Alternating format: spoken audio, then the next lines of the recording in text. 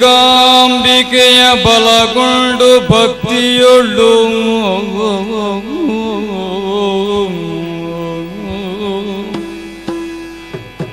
ಅಂಬಿಕಾ ಸುತ ವಿಘ್ನರಾಜನ ತಿರಿದು ಸಂತುತಿಸಿ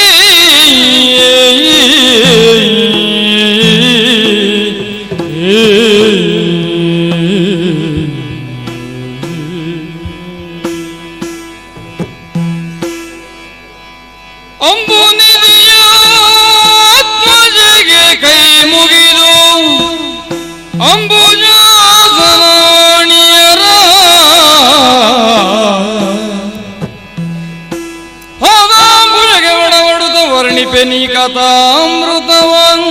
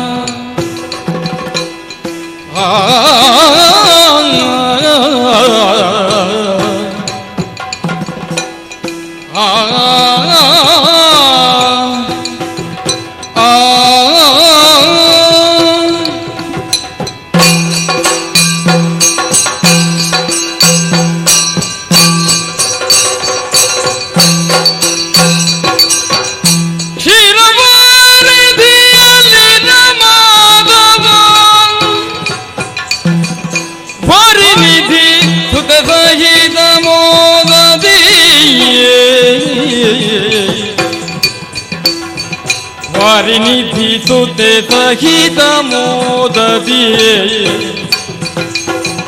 ಬಿರುದಿರೆ ಹಿರುಗೆಯ ಸದ್ಗುಣ ಚಾರು ಚರಿತ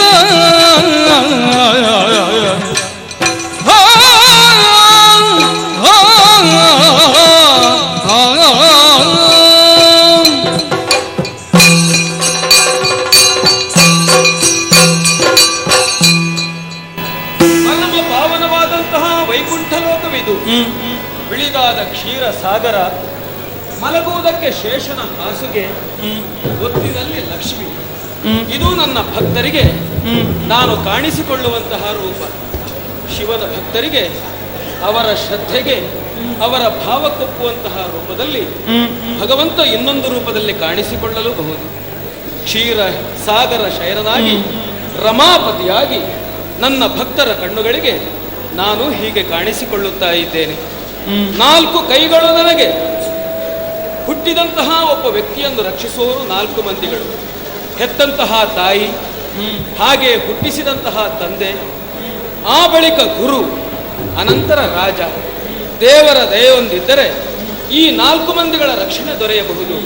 ಭಗವಂತನ ಅನುಗ್ರಹ ಇದ್ದರೆ ಅವರ ರಕ್ಷಣೆಯೂ ದೊರೆಯಲಾರದು. ಹಾಗೆ ಸರ್ವ ರಕ್ಷಕನಾಗಿ ಭಗವಂತನಿರುವುದರಿಂದಲೇ ಈ ದೇವರಿಗೆ 4 ಕೈಗಳು. ಸಮುದ್ರ ಮಂಥನದಲ್ಲಿ ಹುಟ್ಟಿದಂಥವಳು ಲಕ್ಷ್ಮೀದೇವಿ. ಹುಟ್ಟಿದಾಕ್ಷಣ ಕೇಳಿದೆ, ನಿನಗೇನು ಬೇಕು ಎಂದು. ಆಗ ಅವಳು ಕೇಳಿದ್ದಿಷ್ಟೇ, ನಿಮ್ಮ ಹೃದಯದಲ್ಲಿ ಜಾಗವನ್ನು ಕೊಡಬೇಕು. ಅಸ್ತು ಎಂದು ಹೇಳಿದ್ದೇನೆ. ಪ್ರಪಂಚದ ಪ್ರತಿಯೋರ್ವ ಗೃಹಸತಿಯು ಅದನ್ನೇ ಬಯಸುತ್ತಾಳೆ. ಗಂಡನ ಮನಸ್ಸನ್ನು ಗೆದ್ದು ಆತನ ಹೃದಯದಲ್ಲಿ ಜಾಗವನ್ನು ಪಡೆಯುವುದಕ್ಕೆ ಆಕೆ ಅಪೇಕ್ಷಿಸುತ್ತಾಳೆ. ನನ್ನ ಪತಿಯಾದಂತಹ ರಮಾದೇವಿ ಅದನ್ನು ಬಯಸಿ ನನ್ನ ಹೃದಯದಲ್ಲಿ ನೆಲೆಗೊಂಡಿದ್ದಾಳೆ. ಇದರಿಂದ ನಾನು ಪುರುಷೋತ್ತಮ ಎನಿಸಲ್ಪಟ್ಟಿದ್ದೇನೆ. ಯಾರಲ್ಲಿ ಹೃದಯ ಶ್ರೀಮಂತಿಕೆ ಉಂಟೋ ಆತನೇ ಪುರುಷೋತ್ತಮ ಎಂಬಂತಹ ಸಂದೇಶವನ್ನು ಲೋಕಮುಖಕ್ಕೆ ಸಾರುತ್ತಾ ಈ ಕ್ಷೀರ ಸಾಗರದಲ್ಲಿ ನನ್ನ ಭಕ್ತರನ್ನು ಉದ್ಧರಿಸುತ್ತಾ ಸದಾ ನಗಾಡುತ್ತಲೇ ಇರುವವನು ನಾನು. ಯಾಕಂದ್ರೆ ನಾನು ಆನಂದ ಸ್ವರೂಪನಲ್ಲವೇ. ಚರ್ಮ ಚಕ್ಷುಗಳಿಂದ ಕಾಣುವುದಕ್ಕಿಂತ ಸಾಕ್ಷಾತ್ಕಾರದಿಂದ ಭಗವಂತನನ್ನು ಕಾಣುವುದರಿಂದ ಉಂಟಾಗತಕ್ಕಂತಹ ಆನಂದ ಖಂಡಿತ ಶಬ್ದಗಳಿಂದ ವರ್ಣಿಸುವುದಕ್ಕೆ ಸಾಧ್ಯವಿಲ್ಲ. ಸಾಕ್ಷಾತ್ಕಾರಕ್ಕೆ ನಿಲುಕುವಂತಹ ಆನಂದ ಸ್ವರೂಪಿ ನಾನು ಎಂಬ ಸಂಕೇತವಾಗಿ ಸದಾ ನಗುತ್ತಲೇ ಇದ್ದೇನೆ. ಎಂದಿನಂತೆ ಇಂದೂ ಕೂಡ ಈ ಕ್ಷೀರ ಸಾಗರದಲ್ಲಿ ಶೇಷಶಾಹಿಯಾಗಿದ್ದೇನೆ. ಅದ್ಯಾರು ಬರುತ್ತಿರುವುದು? ಜಯ ತುಳಸಿ ವನ ಮೂಲಾಧಾರ, ಜಯ ಚಕ್ರಾಂಕಿತ ಫಣಿಶಯನ,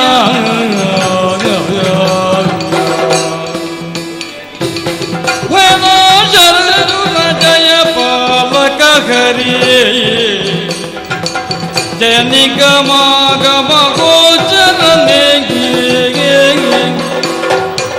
ಜಯ ತುಳಸಿ ವನ ಮೂಲಾಧಾರ,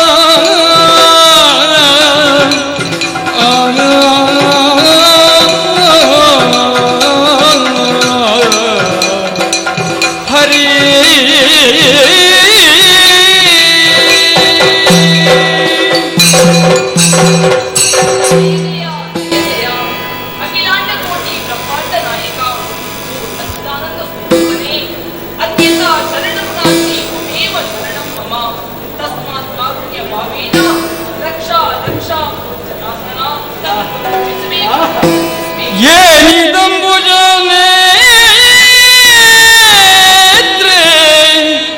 ಬರವಿದ ಚರಿಯಲ್ತೆ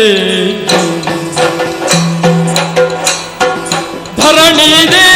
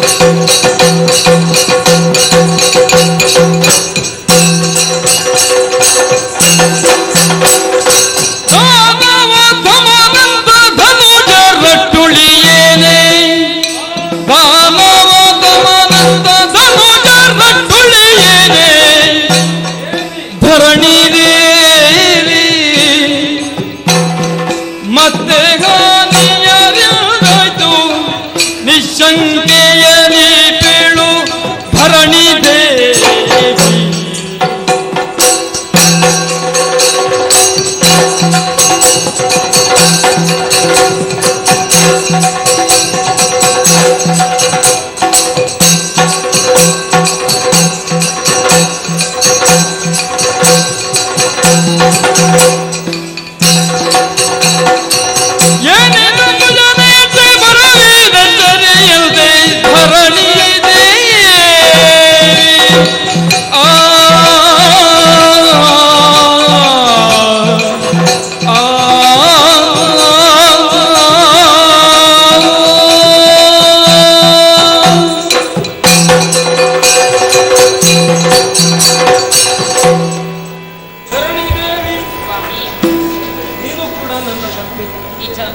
ನನ್ನ ಬಳಿಗೆ ಬರಬೇಕಾಗಿದ್ದರೆ ನೀನು ಬೆದರಬೇಕಾದಿಲ್ಲ, ಅಳುಕಬೇಕಾದಿಲ್ಲ, ಸಂಕೋಚ ಪಡಬೇಕಾದಿಲ್ಲ. ಭೂಲೋಕದಲ್ಲಿ ಈ ಭೂಮಿಯೆಲ್ಲ ನನ್ನದು ಎಂದು ಬಹಳಷ್ಟು ಬಲಿಷ್ಠನು ಕೊಚ್ಚಿಕೊಳ್ಳಬಹುದು. ಆದರೆ ಭೂದೇವಿಗೆ ರಮಣ ಶ್ರೀಮನ್ನಾರಾಯಣ ನನ್ನ ಅನುಗ್ರಹ ಇದ್ದರೆ ಮಾತ್ರ ಭೂಮಿಯಲ್ಲಿ ಅವರಿಗೆ ಬಾಳು ದೊರೆಯಬಹುದು. ಅದನ್ನೇ ರೂಢಿಯಲ್ಲಿ ಋಣ ಅಂತ ಹೇಳುವುದು. ನನ್ನ ಅನುಗ್ರಹದಿಂದ ಅವರು ವಿಮುಖರಾದರೆ ಖಂಡಿತವಾಗಿಯೂ ಭೂಮಿಯಲ್ಲಿ ಅವರಿಗೆ ನೆಲೆ ದೊರಕುವುದಕ್ಕೆ ಸಾಧ್ಯವಿಲ್ಲ. ನಿನ್ನನ್ನು ಅಂಬುಜನೇತ್ರ ಎಂದು ಕರೆಯುತ್ತೇನೆ. ಯಾಕೆ ಗೊತ್ತುಂಟ? ನಿನ್ನದು ಒಂದು ವಿಶಿಷ್ಟವಾದಂತಹ ಗುಣ. ದುಷ್ಟರಿರಲಿ ಶಿಷ್ಟರಿರಲಿ ಅವರೆಲ್ಲರನ್ನೂ ನೀನು ಸಮಾನವಾಗಿ ಅನುಗ್ರಹ ಮಾಡುವವರು, ಸಮಾನವಾಗಿ ಔದಾರ್ಯದಿಂದ ನೋಡುವವರು. ತಾವರೆ ಹೂವಿನ ಗುಣವು ಅರಿಯಲ್ವೇನು? ತನ್ನ ಉದಯಕ್ಕೆ ಕಾರಣ ಸೂರ್ಯನೆಂದು ಸೂರ್ಯ ಮೂಡುವಾಗ ತನ್ನ ಮುಖವನ್ನು ಅದು ಪೂರ್ವಕ್ಕೆ ತಿರುಗಿಸುತ್ತದೆಯೇ? ಮುಳುಗುವಾಗ ಪಶ್ಚಿಮಕ್ಕೆ ತಿರುಗಿಸುತ್ತದೆಯೇ? ಖಂಡಿತ ಇಲ್ಲ. ಬೆಳಕಿನ ದರ್ಶನ ಉಂಟಾದಾಗ ತಾವರೆ ತನ್ನಷ್ಟಕ್ಕೆ ಅರಳಿ ನಿಲ್ಲುತ್ತದೆ. ಸಮದೃಷ್ಟಿಯಿಂದ ಆ ತಾವರೆ ನೋಡುತ್ತದೆ ಜಗತ್ತನ್ನು. ನೀನು ಕೂಡ ಹಾಗೆ ತಾವರೆಯ ಅಂತೆ ಕಣ್ಣುಳ್ಳವಳು, ಮತ್ತೆ ಆ ರೀತಿಯ ಸಮದರ್ಶಿಯಾಗಿರುವವಳು. ಓ ಭೂದೇವಿ, ಏನೇ ಇದು? ಸೌಭಾಗ್ಯದ ಅಧಿದೇವತೆಯಾದಂತಹ ಲಕ್ಷ್ಮೀದೇವಿಯ ಪತಿ ನಾನು, ಆನಂದ ಸ್ವರೂಪಿ, ಲೋಕ ರಕ್ಷಕ. ನನ್ನ ಪತ್ನಿಯಾದಂತಹ ನಿನಗೂ ಖಿನ್ನತೆಯೇ? ನಿನ್ನ ಮುಖ ಮುದ್ದೆಯಾಗಿದೆ. ಕೊಳದಲ್ಲಿ ನಳನಳಿಸುವಂತಹ ತಾವರೆಯನ್ನು ಕಿತ್ತು ಬಿಸಿಲಿಗೆ ಬಿಸಿದರೆ ಯಾವ ರೀತಿ ಬಾಡಿ ಹೋಗುತ್ತದೆಯೋ ಅದೇ ರೀತಿ ನಿನ್ನ ಮುಖಕಮಲ ಕಪ್ಪಿಟ್ಟು ಹೋಗಿದೆ. ಹೇಳೆ ಹೃದಯೇಶ್ವರಿ, ನಿನಗೇನಾದರೂ ತೊಂದರೆಯಾಯಿತೆ? ನಿನ್ನ ಒಡಲಲ್ಲಿ ರಾವಾ ರಸವೇ ಹರಿಯುತ್ತಿದ್ದರೂ ನೀನು ಸದಾ ಹಸಿರಾಗಿ ಕಂಗೊಳಿಸುವವಳು. ನಿನ್ನ ಎಲ್ಲ ದುಃಖ ದುಮ್ಮಾನ ದೋವುಗಳನ್ನು ನೀನು ನುಂಗಿ ಇರುವವಳು. ಯಾಕಂದರೆ ಎಲ್ಲರೂ ನಿನ್ನ ಮಕ್ಕಳು ಎಂಬಂತಹ ಹೃದಯ ವೈಶಾಲ್ಯ. ಆದರೆ ಈ ರೀತಿ ನೋವು ಪ್ರಕಟವಾಗುವುದು ಬಹಳ ಅಪರೂಪ. ಎಲ್ಲಿಯಾದರೂ ರಾಕ್ಷಸರ ಭಯೋತ್ಪಾದಕರ ಅಡ್ಡುಳಿ ಅತಿಯಾಗಿ ನಿನ್ನ ಮೇಲೆ ಅತಿಕ್ರಮಣ ನಡೆದಾಗ, ಅತ್ಯಾಚಾರ ನಡೆದಾಗ ಅಂತಹ ದುಮ್ಮಾನ ನಿನ್ನನ್ನು ಆವರಿಸಬಹುದು. ತಮಾಸುರ ಎಂಬಂತಹ ರಾಕ್ಷಸ ಲೋಕಕ್ಕೆ ಕತ್ತಲೆಯನ್ನುಂಟು ಮಾಡುವಂತಹ ಸಂದರ್ಭದಲ್ಲಿ ನೀನು ಇದೇ ಥರ ಬಾಳಿದ್ದೀಯ. ಅಂತಹ ರಾಕ್ಷಸರದ್ದೇನಾದರೂ ದಾಳಿಯಾಯಿತೆ? ನನ್ನಲ್ಲಿ ಹೇಳುವುದಕ್ಕೆ ಸಂಕೋಚ ಬೇಡ. ಹೇಳು ಪ್ರಿಯೆ, ನಿನ್ನ ಸಂಕಟವೇನು? ಬಾಯಿಟ್ಟು ಆಡು. ಚಿನುಮಯಾತ್ಮಕ ನೀನೇ ನರಿಯದದಿ ಕೇಳ್ವೆ ಕಾಂತಗೆ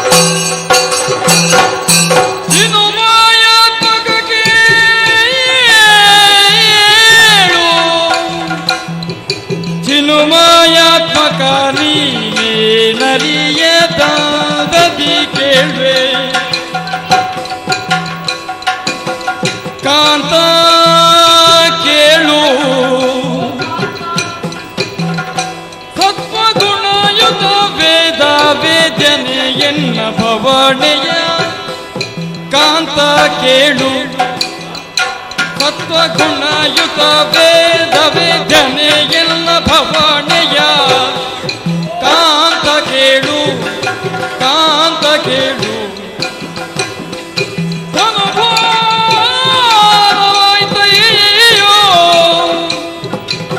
ತಾಳಲಾರೆನು ಕಷ್ಟ ಕಾಂತ ಕೇಳು ಕ್ಷಾತ್ರವನು ದೌಢ್ಯ ಮುಸುಕಿದೆ ಧರ್ಮಗಾನಿಯಾದಾಯ್ತು ಧರ್ಮಗಾನಿಯಾದಾಯ್ತು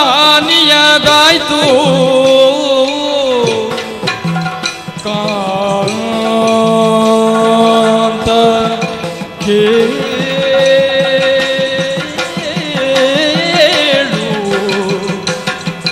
ಚಿನ್ಮಯಾತ್ಮಕ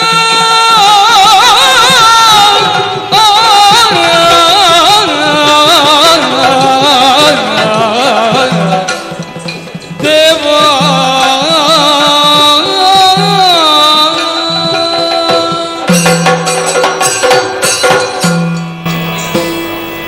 ಸ್ವಾಮಿ, ನಿಮ್ಮ ಮಾತನ್ನು ಕೇಳುವಾಗ ಯಾಕೋ ಏನು ವಿಚಿತ್ರವಾಗ್ತಾ ಇದೆ. ನಿಂತಲ್ಲೇ ತನ್ನ ಕಣ್ಣ ಹೊನೆಯ ಚಲನೆಯಿಂದ ಪ್ರಪಂಚದ ಆಗುಹೋಗುಗಳನ್ನು ತಿಳಿದುಕೊಳ್ಳುವಂತಹ ಶಕ್ತಿ ನಿಮ್ಮಲ್ಲಿ ಇದೆಯಂತೆ. ಆದ್ರೂ ನನ್ನ ಕಣ್ಣೀರಿಗೆ ಕಾರಣ ಏನಂತ ಕೇಳ್ತಿರಲ್ಲ.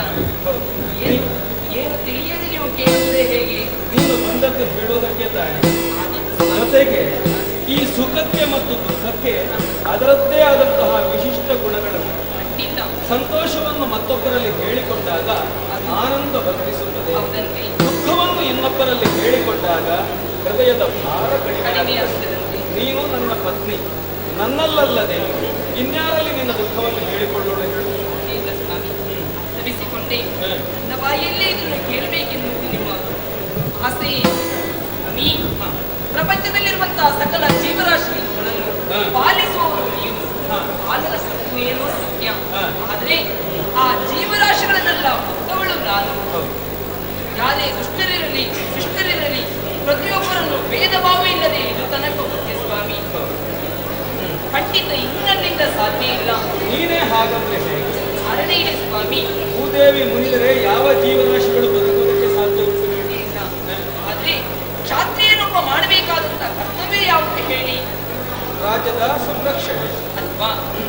ಸದಾ ವರ್ಣೀಯರ ಸಂರಕ್ಷಣೆ. ಸದಾಚಾರ ರಣತತ್ಪರಃ. ಎಲ್ಲಿ ಯಾರ ಆರ್ತಧ್ವನಿಯನ್ನು ಕೇಳಿದಾಗ ಅಲ್ಲಿವರೆಗೂ ಹೋಗಿ ಅವರ ಮಾನವನ್ನು ಪ್ರಾಣವನ್ನು ರಕ್ಷಣೆ ಮಾಡಬೇಕಾದ ಕ್ಷಾತ್ರೀಯ ಧರ್ಮ. ಶಾಸ್ತ್ರ ಧರ್ಮ. ಇಲ್ಲ ಸ್ವಾಮಿ, ಕ್ಷಣಾಭಿಪ್ರಾಯತೆ ಇತಿ ಕ್ಷತ್ರಿಯ ಸತ್ಯ. ಆ ಧರ್ಮ ಈಗ ಇಲ್ಲ. ಏನು? ಆ ಕ್ಷಾತ್ರ ಧರ್ಮಕ್ಕೆ ಇಂದು ದೌಷ್ಟ್ಯತನ ಎನ್ನುವುದು ಮುಸುಕಿ ಹೋಗಿದೆ. ಶಾಸ್ತ್ರ ತೇಜಕ್ಕೆ ದೌಷ್ಟ್ಯತನ ಮುಸುಕಿದೆ. ಹಾಗಿದ್ರೆ ಅದನ್ನು ಹೇಳುವವರು ಕೇಳುವವರು ಯಾರೂ ಇಲ್ಲ. ಯಾರಿದ್ದಾರೆ ಸ್ವಾಮಿ? ಈ ಕ್ಷಾತ್ರ ಶಕ್ತಿ ಎಂಬುದು ರಜೋಗುಣ ಭೂಯಿಷ್ಠವಾದದ್ದು. ರಜೋಗುಣ ಎಂಬುದು ಸತ್ವಗುಣದ ಒಳಗಿರಬೇಕು. ನಿಜ. ಆಗ ಮಾತ್ರ ಲೋಕಕ್ಕೆ ಕಲ್ಯಾಣ ಉಂಟಾಗುತ್ತದೆ. ಸಾತ್ವಿಕರಾದಂತಹ ಬ್ರಾಹ್ಮಣರು ಋಷಿಗಳು ಅವರನ್ನು ಸರಿದಾರಿಗೆ ತರುವುದಿಲ್ಲವೇ? ಬ್ರಾಹ್ಮ ಶಕ್ತಿ ಕೆಲಸ ಮಾಡುತ್ತಿಲ್ಲವೇ? ಮಾಡುವುದಿಲ್ಲ. ಯಾಕೆ? ಯಾಕೆ? ಈಗ ಪ್ರಪಂಚದಲ್ಲಿ ಧರ್ಮ ಇಲ್ಲ ಸ್ವಾಮಿ. ಹಾ. ಅಧರ್ಮವೇ ತಾಂಡವಾಡ್ತಾ ಇದೆ. ಧರ್ಮ ಎನ್ನುವುದು ಗ್ಲಾನಿ ಹೊಂದಿದೆ ಎಂದು. ಧರ್ಮ ಪ್ರಪಂಚದ ರಕ್ಷಣೆಯನ್ನು ಮಾಡುತ್ತಿರುವುದೇ ಧರ್ಮ. ಅದು ಇಲ್ಲ ಅಂತ ಹೇಳಿದ್ರೆ ಲೋಕ ಉಳಿಯುವುದಕ್ಕೆ ಸಾಧ್ಯ ಉಂಟು? ಅದೇ ಸಾಧ್ಯ ಇಲ್ಲ ಅಲ್ವೇ? ಹಾಗಾಗಿ ಹರಿಯುವುದು ನೀರಿನ ಧರ್ಮ ಧರ್ಮ ಅಲ್ವಾ? ಉರಿಯುವುದು ಬೆಂಕಿಯ ಧರ್ಮ, ನಿಜ. ಬೀಸುವುದು ಗಾಳಿಯ ಧರ್ಮ. ಸತ್ಯ. ಹಾಗಿದ್ರೆ ಮನುಷ್ಯನ ಧರ್ಮ ಯಾವುದು? ಮನುಷ್ಯ ಒಂದು ದಿವ್ಯ ಅಮೃತ ತತ್ವದಿಂದ ಹೊರಗೆ ಬಂದಿದ್ದಾನೆ. ಮರಳಿ ಆ ಅಮೃತ ತತ್ವವನ್ನು ಸೇರುವುದಕ್ಕೆ ಪ್ರಯತ್ನ ಪಡಬೇಕು. ನಿಜ. ಹಾರುವ ಹಕ್ಕಿ, ಹರಿಯುವ ಹಾವು, ನಡೆದಾಡುವ ಮೃಗಗಳು ಎಲ್ಲ ಆ ಅಮೃತ ತತ್ವದ ಅಂಶ ತಾನೆ. ಮರಳಿ ಅದನ್ನು ಸೇರಬೇಕು ಅಂತ ಇದ್ರೆ ಧರ್ಮ ಎಂಬುದು ಬೇಕು. ಹಾಗಿದ್ರೆ ಮನುಷ್ಯನ ಧರ್ಮ ಯಾವುದು? ಯಾವುದು? ಜೀವನ ಮೌಲ್ಯಗಳು.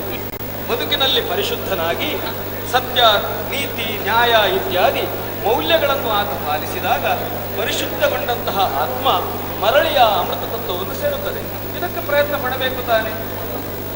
ಯಾರು ಪ್ರಯತ್ನ ಪಡುತ್ತಿಲ್ಲ ಸ್ವಾಮಿ. ಸತ್ಯ, ಯಾಕೆ ನ್ಯಾಯ, ಪಡುವುದಿಲ್ಲ? ನೀತಿ, ಧರ್ಮದಲ್ಲಿ ಬದುಕಬೇಕಾದಂತಹ ಪ್ರತಿಯೊಬ್ಬರು ಇಂದು ಹ. ಅಧರ್ಮದ ಮಾರ್ಗವನ್ನೇ ತುಳಿಯುತ್ತಾ ಇದ್ದಾರೆ. ಹ. ಹಾಗಾಗಿ ಅಧರ್ಮದಿಂದ ಕೂಡಿದಂತಹ ಈ ಜನರನ್ನೆಲ್ಲ ಈ ಧರ್ಮ ಎಂಬುದು ಬಹಳ ಸಂಕೀರ್ಣವಾದ ಹೌದು. ಅಲ್ವೇ? ಹಸು ಸಾಧುವಾಗಿರುತ್ತದೆ, ಹುಲಿ ಕ್ರೂರವಾಗಿರುತ್ತದೆ. ಹಾಗೆ ಅಂತ ಹುಲಿಯೊಂದು ಏಕಾದಶಿಯ ವ್ರತವನ್ನು ಮಾಡಿದ್ರೆ ಮರು ದಿವಸ ಹಸುವಿನ ಹಟ್ಟಿಯಲ್ಲಿರುವಂತಹ ಹಸುವನ್ನೇ ಹಿಡಿಯಬೇಕಲ್ವ? ಹಾಗಿದ್ರೆ ವಿಧಿ ಧರ್ಮ, ನಿಷೇಧ ಧರ್ಮ ಇದು ಜೊತೆಯಾಗಿಯೇ ಪ್ರಪಂಚದಲ್ಲಿ ಯಾವತ್ತೂ ಇರುತ್ತದೆ. ಈಗ ನೀನು ಧರ್ಮ ಗ್ಲಾನಿ ಎಂಬುದು ಯಾವ ರೀತಿಯಿಂದ ಹೇಳುತ್ತಾ ಇರಬೇಕು? ಪ್ರತಿಯೊಬ್ಬರು ಅಧರ್ಮದ ಮಾರ್ಗವನ್ನೇ ತುಳಿತಾ ಇದ್ದಾರೆ ಸ್ವಾಮಿ. ಹಾಗಾಗಿ ನನ್ನ ತನು ಇಂದು ಭಾರವಾಗಿ ಹೋಗಿದೆ.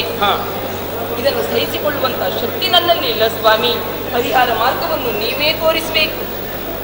ಆಡುವುದಕ್ಕೆ ಯಾವುದು ಸತ್ಯವೋ ಅದು ಆಚರಿಸುವುದಕ್ಕೆ ಧರ್ಮ, ಆರಾಧಿಸುವುದಕ್ಕೆ ದೇವರು.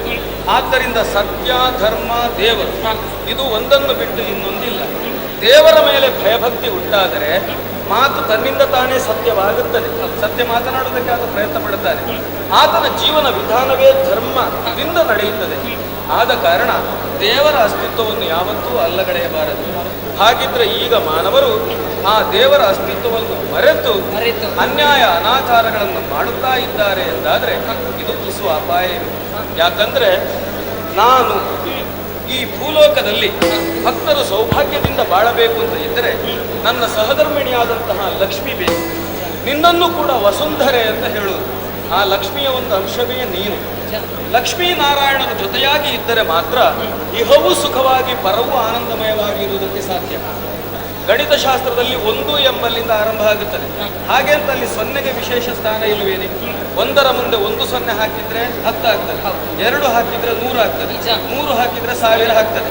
ಆ 1ಅನ್ನು ಬಿಟ್ಟು 0ಗಳನ್ನು ಹಾಕುತ್ತಾ ಹೋದ್ರೆ ಅಲ್ಲಿ ಮೌಲ್ಯ ಉಳಿಯುವುದಿಲ್ಲ.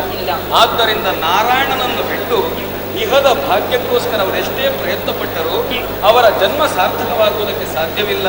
ಜೀವನದಲ್ಲಿ ಯಾವ ಸುಖವೂ ಅವರಿಗೆ ಸಿಕ್ಕುವುದಕ್ಕೆ ಸಾಧ್ಯವಿಲ್ಲ.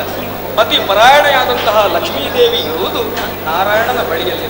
ಇದನ್ನು ಅರ್ಥ ಮಾಡಿಕೊಳ್ಳದೆ ಅವರು ಕೇವಲ ಭೋಗ ಲಾಲಸೆಯಿಂದ ಅನ್ಯಾಯ ಅಧರ್ಮಗಳನ್ನು ಮಾಡುತ್ತಾ ಇದ್ದಾರೆ. ಇದರಿಂದ ನೀನು ತುಂಬಾ ನೊಂದಿದ್ದೀಯಲ್ವಾ? ಭಾರವಾಗಿ ಹೋಗಿದೆ ಸ್ವಾಮಿ. ಒಬ್ಬ ಸಾಮಾನ್ಯ ಗೃಹಸ್ಥನಾದರೂ ತನ್ನ ಹೆಂಡತಿಯ ರಕ್ಷಣೆಯ ಬಗ್ಗೆ ಆಸಕ್ತಿಯನ್ನು ವಹಿಸುತ್ತಾನೆ. ತನ್ನ ಪ್ರಾಣವನ್ನಾದರೂ ಪಣವನ್ನಾಗಿ ಇಟ್ಟು ಆಕೆಯ ರಕ್ಷಣೆ ಮಾಡುವುದಿಲ್ವ? ಲೋಕೈಕ ನಾಥನಾದಂತಹ ನಾನು ನನ್ನ ಹೆಂಡತಿಯ ರಕ್ಷಣೆಯನ್ನು ಮಾಡದಿದ್ದರೆ ನನ್ನದು ತಪ್ಪಾಗುವುದಿಲ್ಲ ಅಲ್ವಾ? ಮಾತ್ರವಲ್ಲ, ಸಕಲ ಜೀವರಾಶಿಗಳ ರಕ್ಷಣೆಯನ್ನೂ ಮಾಡಬೇಕಾದ ನನ್ನ ಕರ್ತವ್ಯ ಆದೀತು. ನೀನು ಭೂಲೋಕಕ್ಕೆ ಹೋಗು, ಆ ಬಗೆಗೆ ನಾನು ಗಮನ ಹರಿಸುತ್ತೇನೆ. ಇಂದಿರಾದವಾಗಾಯ್ತು ಕಂಪನ, ಹಿಂದೆ ಕ್ರೋಧದಿ ಜಾವದಜ್ಞನು ಹಂದೆ ಕ್ಷತ್ರಿಯರನು ಹರಿದಿಗನೀಗ ಮತ್ತೊಮ್ಮೆ ಚಂದದಿಂದವತರಣವುದುತ ಮಂದಮತಿ ಭೂಭುಜರ ನಾಶವ ಹೊಂದಿಸುವೆನೆಂದು ಉದ್ಯೋಗ ಮಾಯೆಯ ಮನದಿ ಧ್ಯಾನಿಸಿದಾಗ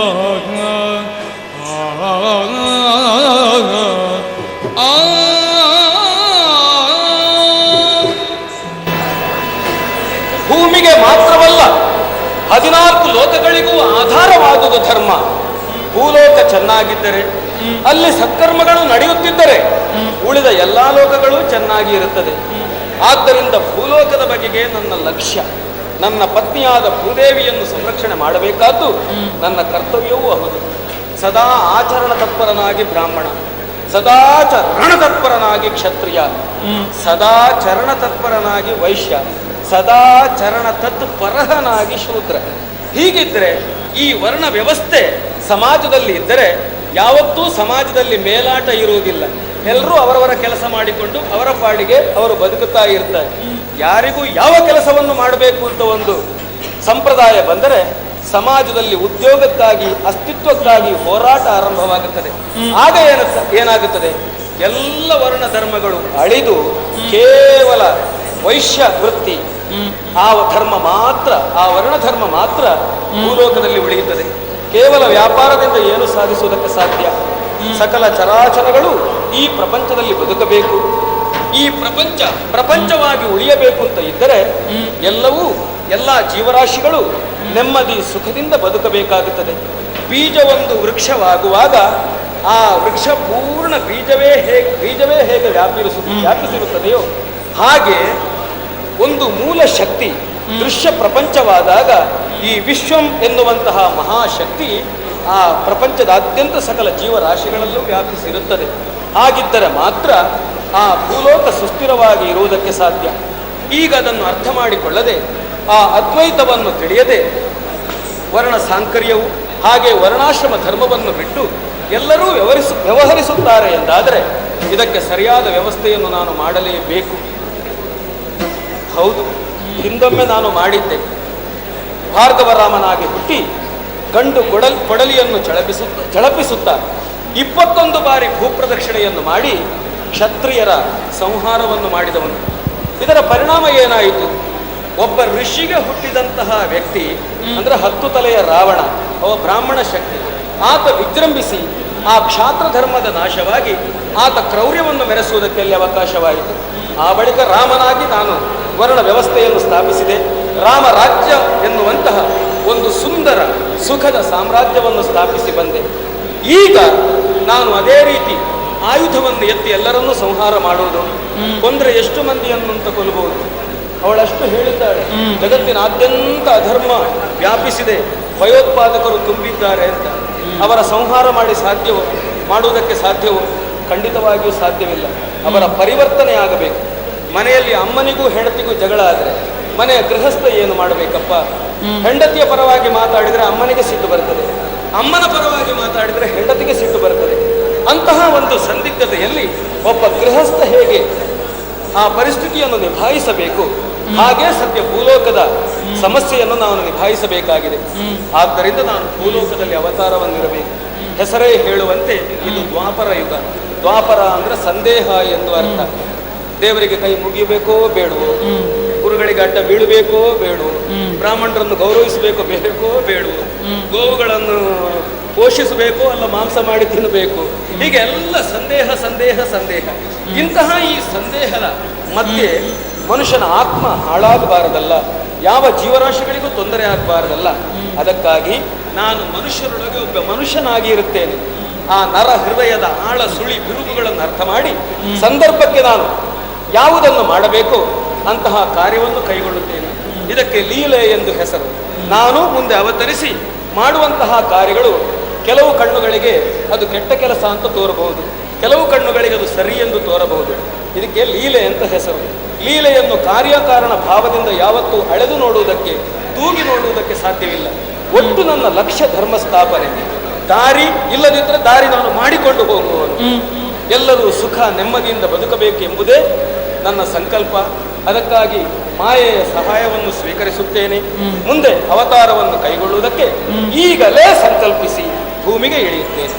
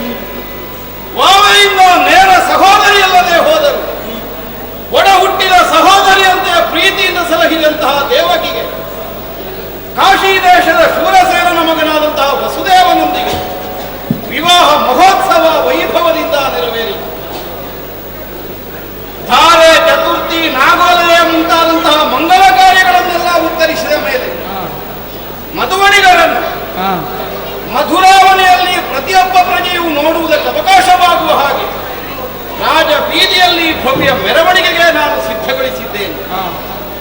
ವಸುದೇವ ದೇವಕಿಯನ್ನು ಮಂಡಿಸಿದಂತಹ ರಥದ ವಾಖೆಯನ್ನು ನಾನೇ ಪ್ರೀತಿಯ ದ್ಯೋತಕವಾಗಿ ಕೈಯಲ್ಲಿ ಹಿಡಿದು ಈ ರಾಜಬೀದಿಯಲ್ಲಿ ಮೆರವಣಿಗೆಯನ್ನು ಮುನ್ನಡೆಸುತ್ತೇನೆ. ಹಾಗಲಿ ರಥ ಮುಂದೆ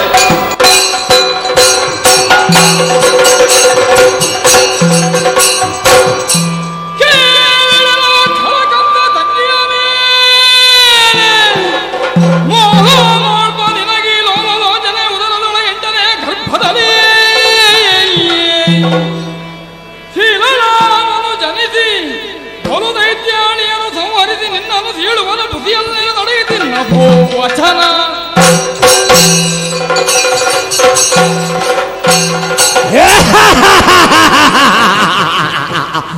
ಎಲಲ ಕಂಸ, ನಿನ್ನ ತಂಗಿ ದೇವಕಿಯ ಮದುವೆಯ ಸಂಭ್ರಮವೆಂದು ಹಿಗ್ಗಲಿರು.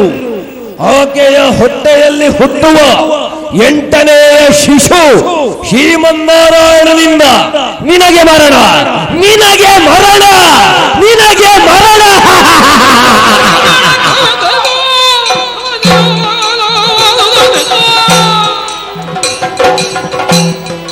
ತಂಗಿಯ ಮಗನಿಂದ ಮರಣವೆಂದಾಗೀಗ ಗಂಗಳೊಳಗೆ ಕಿಡಿ ಉಳುದರು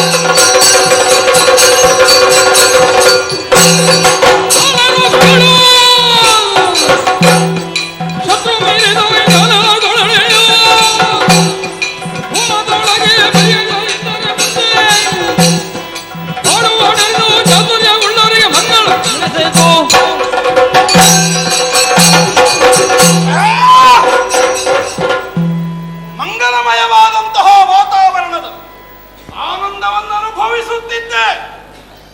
ಆದರೇನಿದು ವಿಧಿಯ ವೈಚಿತ್ರ್ಯ.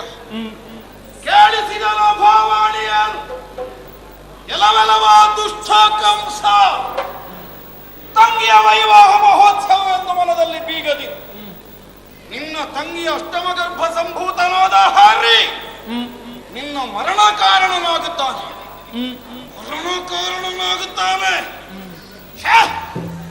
ಇನ್ನಲ್ಲಿಯ ಮಂಗಲದ ವಸಗೆ ಅದನ್ನು ಎಸದೆ ಅದರ ಅವಶ್ಯಕತೆ ಇಲ್ಲ.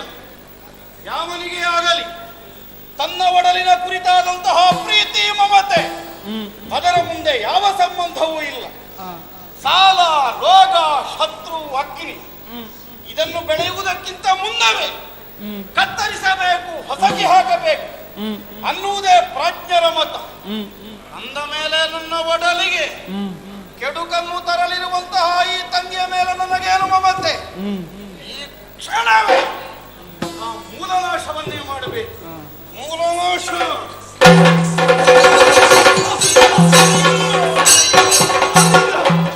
ಲೇಸು ಕಾರ್ಯವೇನೋ ನಿನಗೆ ಕಂಸರಾಯ.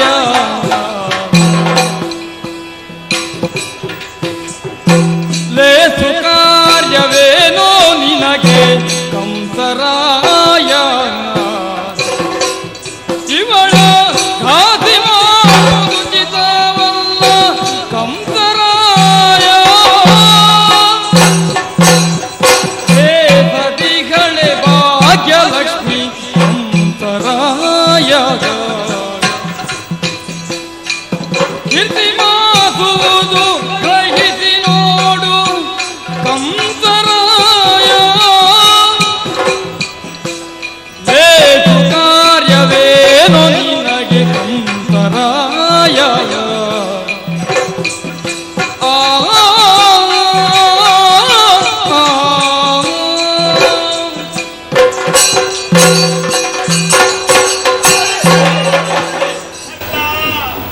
ಮಧುರ ಮಹೇಂದ್ರನಾದಂತಹ ಕಂಸರಾಯ, ರಾಜೇಂದ್ರ, ನನ್ನ ಒಂದೆರಡು ಮಾತುಗಳನ್ನು ಅವತರಿಸಬೇಕು. ಏನು?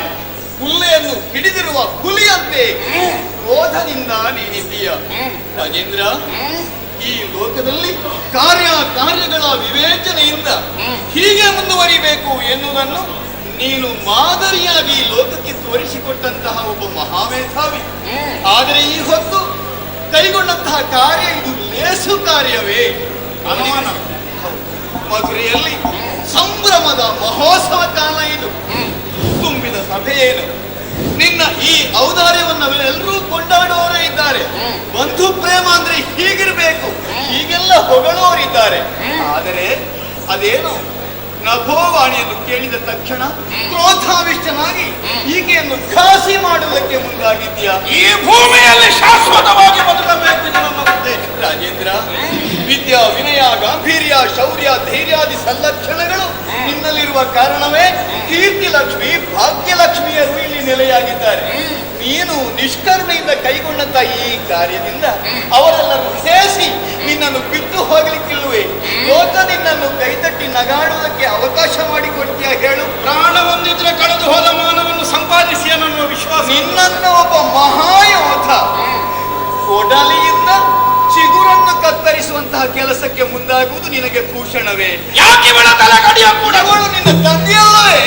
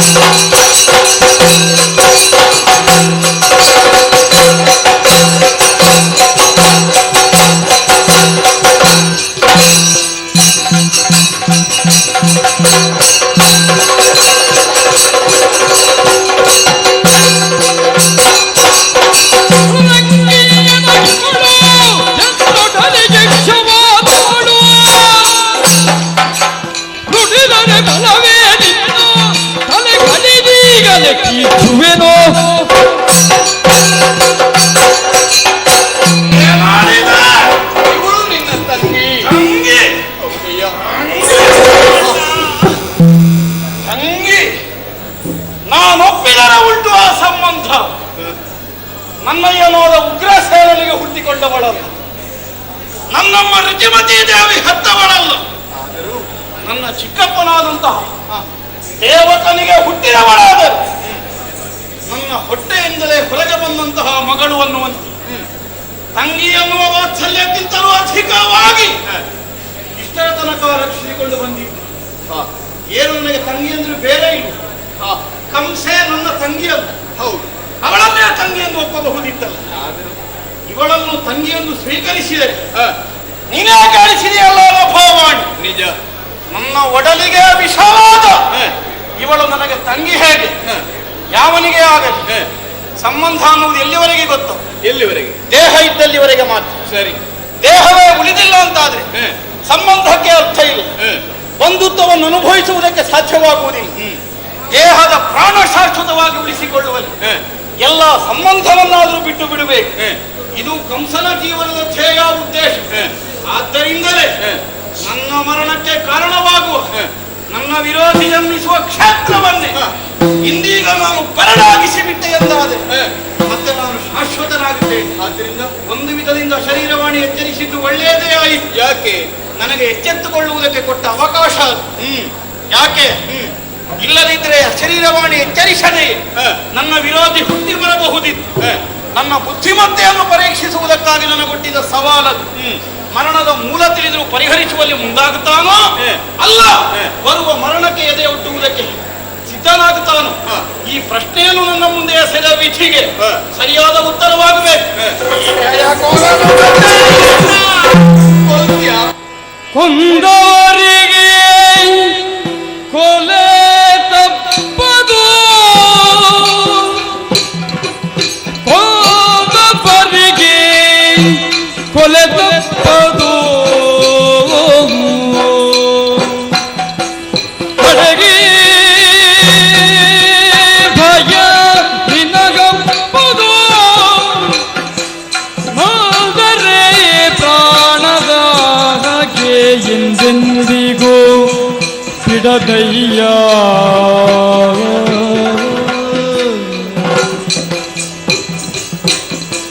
ಹುಟ್ಟಿದ ಕೂಡಲೇ ಮರಣವು ಕಟ್ಟಿ ಬಿಸಿದ ವಿಧಿ ಪಣೆಯಲಿಯೇ, ಕೆಟ್ಟಲ್ಲದೆ ಲೋಕದೇ ಮನ ಹುಟ್ಟದು, ಮನ ಹುಟ್ಟದು ಮನುಜರಿಗೆ.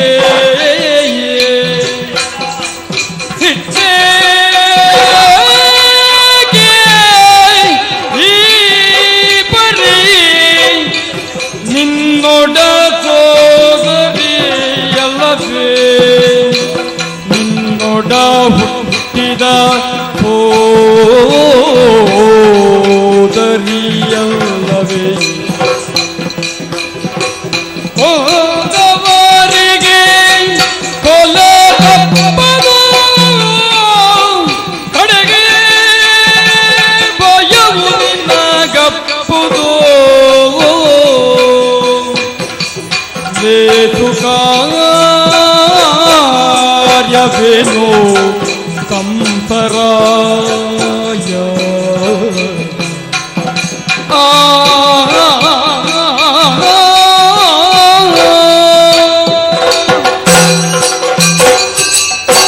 ರಾಜೇಂದ್ರ, ನಿನಗೆ ಹೇಳತಕ್ಕ ಸ್ಥಾನ ನನ್ನದಲ್ಲ.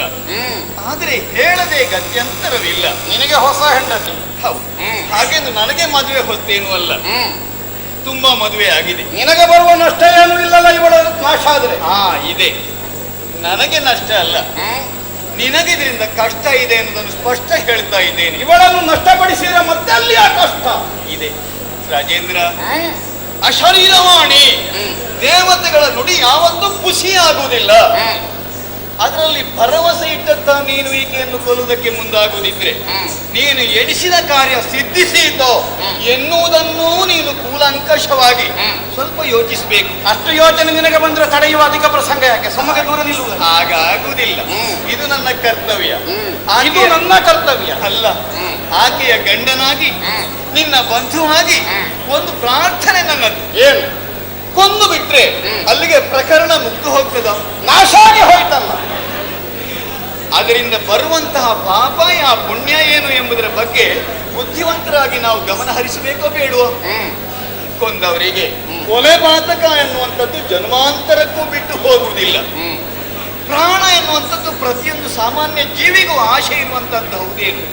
ಆದರೆ ಯಾರಿಗೆ ಈ ಪ್ರಪಂಚದಲ್ಲಿ ಬದುಕುವುದಕ್ಕೆ ಶಾಶ್ವತವಾದಂತಹ ಹಕ್ಕಿದೆ? ಯಾರೋ ಒಂದಲ್ಲ ಒಂದು ದಿನ ನಾವು ಬಂದಲ್ಲಿಗೆ ಹೋಗಲೇಬೇಕಾಗ್ತದೆ. ಇಂದು ಇವಳು, ನಾಳೆ ನೀನು, ಮತ್ತೆಂದೋ ನಾನು, ಮುಗಿಲಿ ಆಗಲ್ವಾ?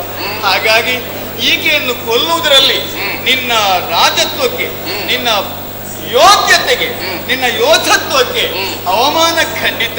ಆದ್ರಿಂದ ಆಕೆಯನ್ನು ಕೊಲ್ಲಬಾರದು, ಬಿಟ್ಟು ಬಿಡಬೇಕೆಂದು ಮತ್ತೊಮ್ಮೆ ಕೇಳಿಕೆ. ನಯವಂಚಕತನದ ಮಾತುಗಳನ್ನು ಆಡುವುದು ಏನಿದನ್ನೆಲ್ಲ ನಾವು ಒಪ್ಪಿಕೊಳ್ಳುವುದಕ್ಕೆ ಕಂಸನನ್ನು ಮೂಢ ಅಂತ ತರ್ಕಿಸಿದೆ. ನಿಜವಲ್ಲ, ಅದು ನಿಜವಲ್ಲ.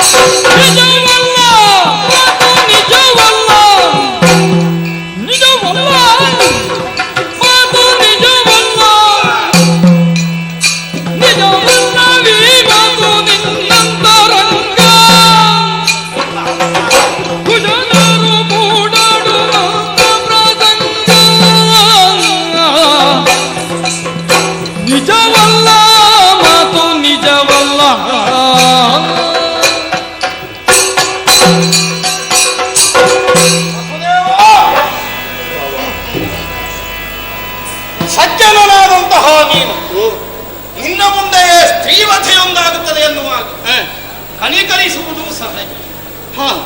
ಹಾಗೆಂದು ಆಲೋಚನೆ ಮಾಡು.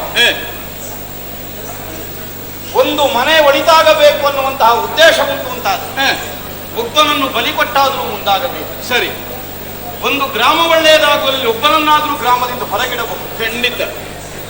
ಒಂದು ದೇಶಕ್ಕೆ ಒಳ್ಳೆಯದಾಗುವಂತಹ ಕಾಲದಲ್ಲಿ 10 ಮಂದಿಗಳ ಕತ್ತಲೆಯನ್ನು ನಡೆಸಬೇಕಾಗಿ ಬಂದಿರೋದಕ್ಕೆ ಕೊಲೆ ಅಂತ ಹೆಸರಿಲ್ಲ. ರಾಜೇಂದ್ರ, ಹಾಗೆಂದು ಕಾಲಿಗೆ ಮುಳ್ಳು ಚುಚ್ಚಿದಾಗ ಹಲ್ಲು ಕಚ್ಚಿಕೊಂಡ್ರೆ ನೋವು ಅಥವಾ ಮುಳ್ಳು ಹೋಗುವುದಿಲ್ಲ. ಅದನ್ನು ನೀನು ಚೆನ್ನಾಗಿ ಅರ್ಥ ಮಾಡಿಕೊಳ್ಳಬೇಕು. ಆದ್ದರಿಂದಲೇ ಹಲ್ಲು ಕಚ್ಚಿ ಸಹಿಸುವಂತಹ ಉಪದೇಶವನ್ನು ನೀನು ನನಗೆ ಕೊಡಬೇಕು. ಇಲ್ಲಿಗೆ ಮುಳ್ಳು ತಾಗಿದೆಯೋ ಆ ಮುಳ್ಳನ್ನೇ ನಾಶ ಮಾಡುವಂತಹ ಉದ್ದೇಶವುಳ್ಳವನು ಕಂಸ. ನೀನೇ ಆಲೋಚನೆ ಮಾಡು. ಇಷ್ಟು ಪ್ರೀತಿಯಿಂದ ಸಾಕು, ಅಷ್ಟೊಂದು ವೈಭವದಿಂದ ನಿನಗೆ ವಿವಾಹ ಮಾಡಿಕೊಟ್ಟಿದ್ದೇನೆ. ನನಗೇನಾದರೂ ಅವಳಲ್ಲಿ ದ್ವೇಷವ ಇಲ್ಲ, ನನಗೆ ವಿರೋಧವ ಕಣ್ಣೆತ್ತಿಯಾದರೂ ನನ್ನ ತಂಗಿಯಾದಂತಹ ದೇವಕಿಗೆ ಎಂದಾದರೂ ಅಪಯಶಸ್ತು ಬರಲಿ ಎನ್ನುವಂತಹ ಹಾರೈಕೆಯನ್ನು ನಾನು ಮಾಡಿದ್ದುಂಟು. ಆದರೂ ವಿಧಿ ಕಲ್ಪಿಸಿದಂತಹ ಕೂಟವನ್ನು ಆಲೋಚನೆ ಮಾಡಿ ನನ್ನ ವಿರೋಧಿಯೊಬ್ಬ ಹುಟ್ಟಿ ಬರುವುದಕ್ಕೆ ಈಕೆಯ ಒಡಲನ್ನೇ ಯಾಕೆ ಕ್ಷೇತ್ರವನ್ನಾಗಿ ಆಯ್ದುಕೊಳ್ಬೇಕು? ಹಾಗಿದ್ರೆ ಅದರ ಅರ್ಥ ಏನು? ಇವಳನ್ನು ತಂಗಿ ಎಂದು ನಾನು ಪ್ರೀತಿಸುವುದು ನೀನೊಪ್ಪುವ ವಿಧಿಗೆ ಇಷ್ಟ ಇಲ್ಲ ಅಂತ. ಆದ್ದರಿಂದಲೇ ವಿರೋಧಿಯ ಸ್ಥಾನದಲ್ಲಿ ಈಕೆ ಅನ್ನೋದು ಆರೋಪಿಸಿಕೊಂಡಿದೆ ಎನ್ನುವುದು ನನಗೆ ಚೆನ್ನಾಗಿ ಅರ್ಥವಾಗಿದೆ. ಯಾವುದು ವಿಧಿಗೆ ಇಷ್ಟವಿಲ್ಲವೋ ಮತ್ತೆ ನಾನು ತಂಗಿಯನ್ನು ಕಂಡು ಕನಿಕರಿಸಬೇಕಾದಂತಹ ಅನಿವಾರ್ಯತೆ ಏನು ಬರ್ತದೆ? ಪ್ರಭು, ಒಂದು ಭಿನ್ನ, ಈಕೆಯೇ ನಿನಗೆ ಶತ್ರುವಲ್ಲ. ಈಕೆಯಿಂದ ಹುಟ್ಟಿ ಬರುವಂತಹ, ಈಕೆ ಹೆರುವಂತಹ 8ನೆಯ ಶಿಶು ನಿನಗೆ ಶತ್ರು. ಇದಲ್ವೇ ದೇವತೆಗಳ ನುಡಿ. ನಾನಂದಕ್ಕದನ್ನೇ, ಮುಳ್ಳು ಚುಚ್ಚಿದಾಗ ಹಲ್ಲು ಕಚ್ಚುವುದಲ್ಲ, ಈಕೆಯನ್ನು ನಾಶ ಮಾಡುವುದಲ್ಲ, ಆ ಮುಳ್ಳನ್ನು ನಾಶ ಮಾಡಬೇಕು. ಅಂದರೆ ನನಗರ್ಥ ಆಗಲಿಲ್ಲ. ನನ್ನಿಂದಾಗಿ ಈಕೆಯಲ್ಲಿ ಹುಟ್ಟುವಂತಹ ಎಲ್ಲ ಮಕ್ಕಳನ್ನು ತಂದು ನಿನಗೆ ಒಪ್ಪಿಸ್ತೇನಯ್ಯ. ನಾನು ಆಕೆಯನ್ನು ಬಿಟ್ಟು ಬಿಡು ಮಹಾರಾಯ. ವಸುದೇವ, ಬೀಸುವ ಬಣ್ಣ ತಪ್ಪಿದರೆ 1000 ವರ್ಷ ಆಯುಷು ಅಂತ ಸಾಮಾನ್ಯರ ನಾಣ್ಣುಡಿ ಉಂಟು. ಹೇಗಾದರೂ ಒದಗಿದ ಆಪತ್ತಿನಿಂದ ಒಂದೊಮ್ಮೆಗೆ ಪರಿಹಾರವನ್ನು ಕಂಡುಕೊಳ್ಳೋಣ ಅನ್ನುವ ಉದ್ದೇಶಕ್ಕಾಗಿ ನೀನು ಸಟೆಯ ಮಾತುಗಳನ್ನು ಆಡುತ್ತಿರುವುದು. ಈಗಲೀಗ ಮದುವೆಯಾದ ಈಕೆಯನ್ನು ನಿನಗೆ ಹೆಂಡತಿ ಉಳಿಸಿಕೊಳ್ಳಬೇಕು ಅನ್ನುವಂತಹ ಪ್ರಜ್ಞೆ ಬರ್ತದೆ. ನಿನ್ನ ಅವಳ ಸಂಬಂಧದಿಂದ ಹುಟ್ಟಿಕೊಳ್ಳುವ, ನಿನ್ನ ರಕ್ತ ಸಂಬಂಧವನ್ನು ನೇರವಾಗಿ ಹೊಂದಿರುವ ಮಕ್ಕಳ ಕುರಿತಾಗಿ ವಾತ್ಸಲ್ಯ ಇಲ್ಲದವ ನೀನು ಅಂತ ಒಪ್ಪಿಕೊಳ್ಳಿಕ್ಕೆ ನನಗೇನು ಆಧಾರ ಉಂಟು? ರಾಜೇಂದ್ರ, ಓ, ನಿನ್ನ ಮಾತು ದಿಟವಲ್ಲ, ನಂಬುವುದಿಲ್ಲ. ನನಗರ್ಥ ಆಗಿದೆ. ಬೆಟ್ಟದ ಮೊಸಳೆಯನ್ನು ತಂದು ಕನಿಕರಿಸಿ ಸರೋವರಕ್ಕೆ ಇಳಿಸಿದಂತೆ ಸ್ಥಿತಿಯಾಗಿ ಹೋದೀತು ಕಂಸನದು. ಓಹೋ, ಬೆಟ್ಟದ ಮೇಲಿರುವಾಗ ಅದು ದುರ್ಬಲವನ್ನಿಸಿಕೊಳ್ಳುತ್ತದೆ. ಅಯ್ಯೋ, ಇಲ್ಲಿ ಬಿಸಿಲಿನ ಜಳಕದು ನಾಶವಾಗುವ ಸ್ಥಿತಿಗೆ ಬಂದಿದೆ, ಇದನ್ನು ಉದ್ಧರಿಸೋಣ ಅನ್ನುವ ಉದ್ದೇಶದಿಂದ ಯಾವನಾದರೂ ಅದರ ಕುರಿತು ಕನಿಕರಿಸಿ ಕೊಳಕ್ಕಿಳಿಸಿದರೆ ಇಳಿಸಿದವನನ್ನೇ ಅದು ಆಹುತಿಯಾಗಿ ಮೊದಲು ತೆಗೆದುಕೊಳ್ಳುತ್ತದೆ. ತದ್ರೀತಿಯಲ್ಲಿ ನನ್ನಿಂದ ಈಗ ಜಾರಿಕೊಂಡು ಮತ್ತೆ ಸಂಚು ಹೂಡಿ ಮುಗಿಸಬಹುದು ಅನ್ನೋ ಹಾಗೆ ಯೋಚನೆ ಮಾಡಿದೆಯೋ? ನಂಬುವುದಿಲ್ಲ. ನನ್ನ ಮಾತು ಸುಳ್ಳಲ್ಲ. ನೀನು ನಂಬುವ ಹಾಗೆ ನಾನು ಹೇಳಿದೆ ಹೇಗೆ ನಂಬಿಸಬಲ್ಲೆ? ಅದು ಸರಸಿಜಾಸನ ಮುಖ್ಯ ಸುರಭುಜಂಗಮರಾಣಿ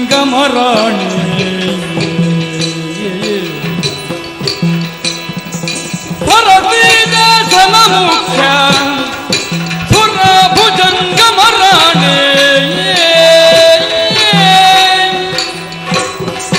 ಧರಣಿ ಚಂದ್ರರ ಪಾದರಾಣಿ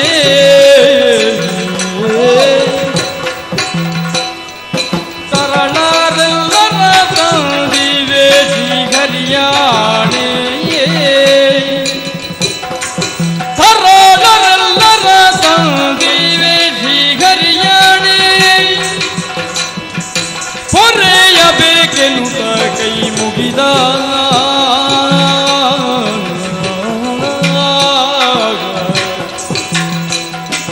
ಸರಸಿದ ಜನ ಮುಖ್ಯ ಸುರಭುಜಂಗಮರಾಣೆ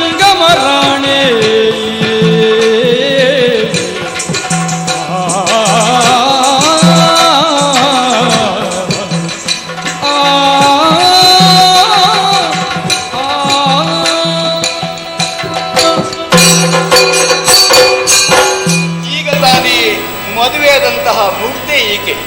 ಸಾಂಸಾರಿಕ ಜೀವನದ ಹೊಂಗೆನಸನ್ನು ಕಾಣುತ್ತಿರುವಂತಹ ಈ ಅಬಲೆಯನ್ನು ಉಳಿಸುವಲ್ಲಿ ನೀನು ಔದಾರ್ಯವನ್ನು ಪ್ರಕಟಿಸಿದ್ರೆ ನಿನಗೂ ಒಳಿತಾಗ್ತದೆ, ನಮ್ಮ ಬದುಕು ಬಂಗಾರ ಆಗ್ತದೆ. ನಿನ್ನ ಮಾತನ್ನು ನಾನು ನಂಬುವುದೇ? ನಂಬಬೇಕು. ಇದು ನನ್ನಿಂದ ಆಕೆಯಲ್ಲಿ ಜನಿಸುವಂತಹ ಎಲ್ಲ ಮಕ್ಕಳನ್ನು ತಂದುಕೊಡ್ತೇನೆ. ಇದಕ್ಕೆ ಸಾಧ್ಯವಾಗಿ ಮುಖ್ಯ ಲೋಕದಲ್ಲಿ ಲೋಕರಕ್ಷಕರಾಗಿರುವಂತಹ ಸೃಷ್ಟಿಕರ್ತ ಸರಸಿಜಾಸನಾದಂತಹ ಬ್ರಹ್ಮದೇವನ ಆಣೆಯಾಗಿ ತಂದುಕೊಡ್ತೇನೆ ಮಹಾರಾಯ.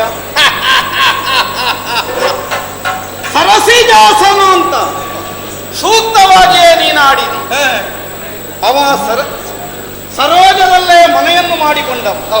ಅವನ ಮನೆಯೇ ಸ್ಥಿರ ಇಲ್ಲ, ಮತ್ತು ಅವನ ಸಾಕ್ಷಿತ್ವ ಏನು ಸ್ಥಿರ ನನಗಾಗೋದಿಲ್ಲ. ಅದು ಆಗುದಿಲ್ಲ. ನಾನು ಬಂದದ್ದು ಕಾಶಿ ಕ್ಷೇತ್ರದಿಂದ, ವಿಶ್ವನಾಥನ ಸಾನ್ನಿಧ್ಯದಿಂದ. ಸತ್ಯಂ ಶಿವಂ ಸುಂದರಂ, ಆ ಸತ್ಯಮೂರ್ತಿ, ಆ ಸುಂದರ ಮೂರ್ತಿ ಶಿವನಾಣೆ ತಂದು ಕೊಡ್ತೇನೆಯ್ಯ. ಅವನಾಣೆ ಒಪ್ಪಿದ್ರೆ ನಾನು ಬಟ್ಟೆ ಬಿಚ್ಚಿ ತಿರುಗಬೇಕಷ್ಟೇ, ಮತ್ತೆ ಅದಾಗಲಿಕ್ಕಿಲ್ಲ. ಶಿವನನ್ನು ಒಪ್ಪುವುದಿಲ್ವೇ? ಮತ್ತೆ ಬ್ರಹ್ಮ ಈಶನನ್ನೇ ಒಪ್ಪದವ ಮತ್ತೆ ನಮ್ಮನ್ನೆಲ್ಲ ಹೊತ್ತಿರುವಂತಹ ಭೂಮಿ ದೇವಿ ಆಣೆ ತಂದೊಪ್ಪಿಸ್ತೇನೆ. ಭೂಮಿ ಚಂಚಲ ಸ್ವಭಾವವುಳ್ಳದು, ಯಾರಿಗೂ ಸ್ಥಿರವಾಗಿ ತಪ್ಪುವಳಲ್ಲ. ಚಂಚಲವನ್ನೆಲ್ಲ ಆಧಾರವನ್ನಾಗಿಟ್ಟದ್ದನ್ನು ನಾನು ಒಪ್ಪುವುದೇ. ಈ ಈ ಪ್ರಪಂಚದಲ್ಲಿ ಪ್ರತಿಯೊಬ್ಬ ಮನುಷ್ಯನಿಗೂ ಕಣ್ಣಿಗೆ ಕಾಣುವ ದೇವರು ತಂದೆ ತಾಯಿಗಳು. ನನ್ನ ತಂದೆ ತಾಯಿಗಳಾನೆ ತಂದೊಪ್ಪಿಸ್ತೇನಯ್ಯ. ನಿನ್ನ ತಂದೆ ತಾಯಿಗಳು ನಿನಗೆ ದೊಡ್ಡವರಾಗಿರಬಹುದು.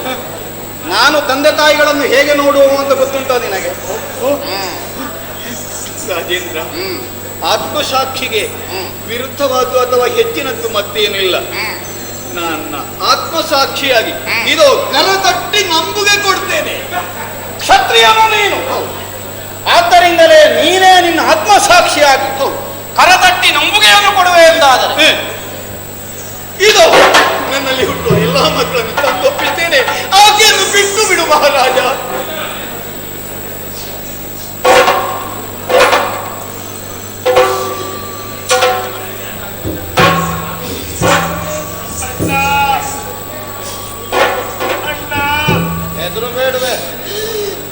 ಹೆದರು ಬೇಡ.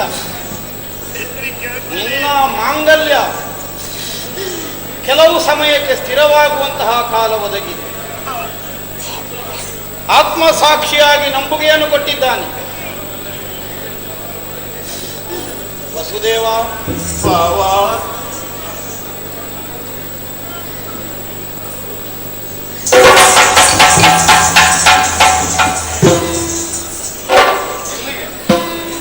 ನಾವು ಹೇಳುವಲ್ಲಿಗೆ ಕಾಶಿ ದೇಶಕ್ಕೆ ಹೋಗುವುದು ಬೇಡ.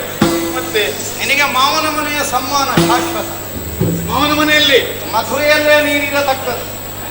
ಕಾಶಿಯಲ್ಲಿ ಹೆತ್ತದ್ದನ್ನು ಇಲ್ಲಿಗೆ ತರುವಾಗ ಹೊತ್ತು ಕಳೆಯುತ್ತದೆ, ಅದು ಬೇಡ. ಆದ್ದರಿಂದ ನಾನು ಬದುಕಬೇಕು ಅಂತ ನಿನಗೆ ಮನಸ್ಸು ಇದೆ ಬಾವ. ಅದಕ್ಕಲ್ವೇ ನಾನು ಹೆತ್ತ ಕರುಳ ಬಳ್ಳಿಗಳನ್ನು ತಂದೊಪ್ಪಿಸ್ತೇನೆ ಅಂತ. ನನಗೆ 8ನೇ ಶಿಶು ಮಾತ್ರ ಮೃತ್ಯುಪ್ರಾಯ. ಎಲ್ಲ ಮಕ್ಕಳು ಬೇಡ. ಬೇಡ ಅಂತಲ್ಲ, 7ರವರೆಗೆ ಅಡ್ಡಿ ಇಲ್ಲ ಅಂತ ಹೇಳಿ. 7 ಮಕ್ಕಳು ಸಾಲದ ನಿನಗೆ. ಆದ್ರೆ ಅವರೇ ಕೊಟ್ಟಿದ್ದಾರಲ್ಲ ಒಂದು ಅನುಮತಿ, 8 ಆಗ್ತದೆ ಅಂತ.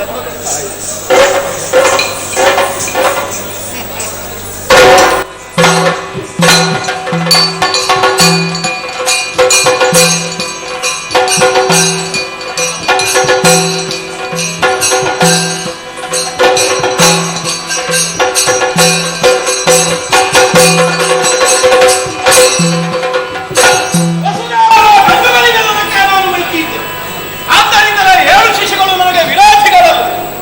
ನೀನು ಚೆನ್ನಾಗಿ ಸಾಕಿಕೊಳ್ಳಬಹುದು ಅನ್ನುವ ಹಾಗೆ ಉದಾರದಿಂದ ಅವನನ್ನು ಕೊಟ್ಟು ಕಳುಹಿಸಿದರೆ ದೇವರ್ಷಿಗಳಾದ ನಾರದರು ಮುಂದಾಡಿದ್ದಾನೆ. ಹರಿ ಮಾಯಾವಿ ಇದ್ದಾನೆ. 1-2 ಲೆಕ್ಕವನ್ನೆಣಿಸಲು ಹಿಂದೂ ಮುಂದಕ್ಕೆ ಸರಿಬಹುದು. ಆದ್ದರಿಂದಲೇ ಚೆನ್ನಾಗಿ ಯೋಚನೆ ಮಾಡು ಅನ್ನುವಂತೆ ನನಗೆ ಸರಿಯಾದಂತಹ ಸೂಚನೆಯನ್ನೇ ಕೊಟ್ಟರಲ್ಲ. ಆದ್ದರಿಂದಲೇ ಮಾಯಗಾರನ ಬಲೆಯಿಂದ ನನ್ನನ್ನು ಉಳಿಸಿಕೊಳ್ಳುವಲ್ಲಿ ನಾನು ವ್ಯಾಮೋಹವನ್ನು ಕರೆಯಬೇಕಾಗಿದೆ. ಹುಟ್ಟಿದಂತಹ ಆ ರಕ್ತಕರನ್ನು ನಾನು ಹಿಡಿದು ನೆಲಕ್ಕಪ್ಪಳಿಸಿ ಸರ್ವನಾಶವನ್ನು ಮಾಡಿದ್ದೇನೆ. ಯಾರಲ್ಲಿ ಕಾವಲವರು ಮುಳ್ಳ ಸಂಕಲಗಳಿಂದ ಬಂಧಿಸಿದ ಬಲವಾದಂತಹ ಕಾವಲುಳ್ಳ ಕಾರಾಗೃಹದಲ್ಲಿ ವಸುದೇವ ದೇವಕಿಯನ್ನು ಕೂಡಿ ಹಾಕಿ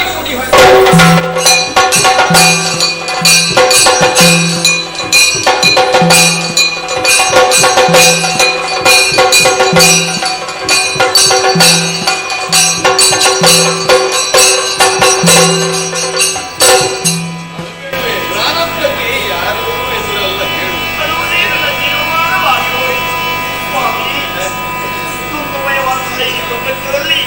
ಹಗಲು ರಾತ್ರಿ ಕಷ್ಟ ಸುಖ ಇವೆಲ್ಲವೂ ಇದ್ದರೆ ಇಡೀ ಲೋಕದಲ್ಲಿ ನಾವು ಹುಟ್ಟಿ ಬೆಳೆದವರು ಎಂಬಾಗ ಅದನ್ನು ಅನುಭವಿಸದೆ ಉಪಾಯವಿದೆ.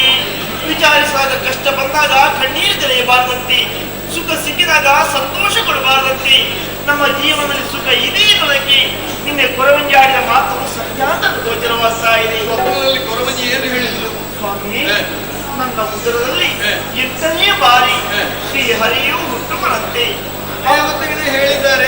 ಅವನ ದುಷ್ಟ ಸಂಹಾರ ಶಿಷ್ಟ ಪರಿಪಾಲನೆ ಎನ್ನುವ ಲೋಕೋದ್ಧಾರಕವಾದ ಮಹತ್ಕಾರ್ಯವೂ ನೆರವೇರುವುದಂತೆ ದೇವಕಿ 7ನೇ ಗರ್ಭ ಶಾಪವಾಗಿ ಹೋಯಿತು. ಇದ್ದಕ್ಕಿದ್ದಾಗೆ ಮಾಯವಾಗಿ ಹೋಯಿತು. ಈಗ 8ನೇ ಗರ್ಭಧಾರಣೆ ನೀನು ಮಾಡಿದೀಯ. 8ನೇ ಗರ್ಭವನ್ನು ಧರಿಸಿದ್ದೇನೆ. ಅಷ್ಟಮಿ ತಿಥಿ, ರೋಹಿಣಿ ನಕ್ಷತ್ರ, ಶುಭ ದಿನ ಬುಧವಾರ. ಅವನು ಮಂಗಲ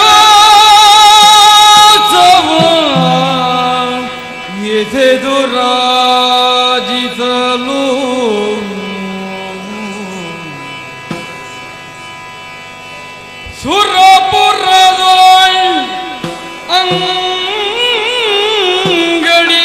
ಮೇಲೆ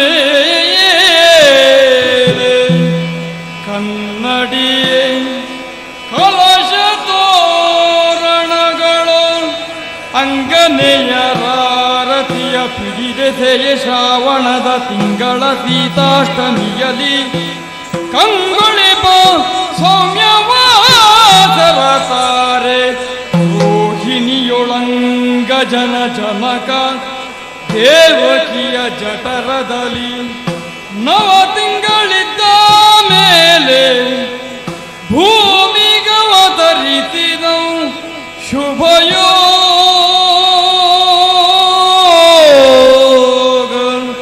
ಶುಭಕರಣದಿ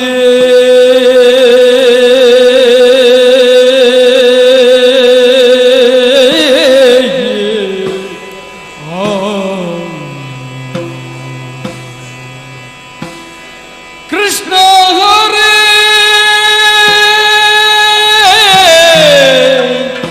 ಕೃಷ್ಣ ಹರೇ ಪಾಹಿ ಮಾಂ ಕೃಷ್ಣ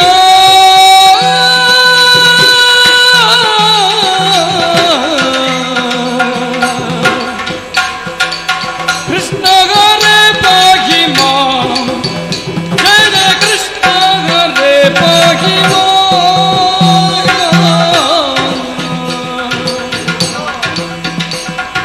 ವಿಷ್ಣು ಮುಖ್ಯ ಪೂರ್ವೌಘ ವಂದಿತ ಪರಮೇಷ್ಠಿ ವಿನುತ ಚೆಲ್ವ ಪಾದ ವಿನೋದ ಪರಮೇಷ್ಠಿ ವಿನುತ ಚೆಲ್ವ ಪಾದ ವಿನೋದ ಕೃಷ್ಣ ಹರೇ ಪಾಹಿ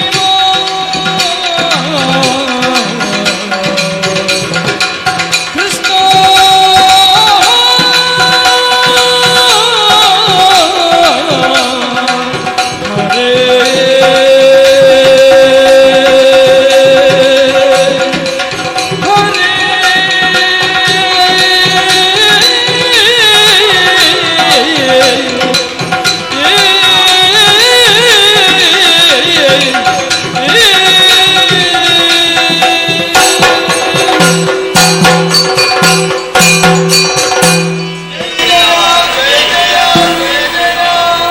ಕೃಷ್ಣಾಯ ವಾಸುದೇವಾಯ ಹರಯೇ ಪರಮಾತ್ಮನೇ ಪ್ರಣತಃ ಕ್ಲೇಶನಾಶಾಯ ಗೋವಿಂದಾಯ ನಮೋ ನಮಃ.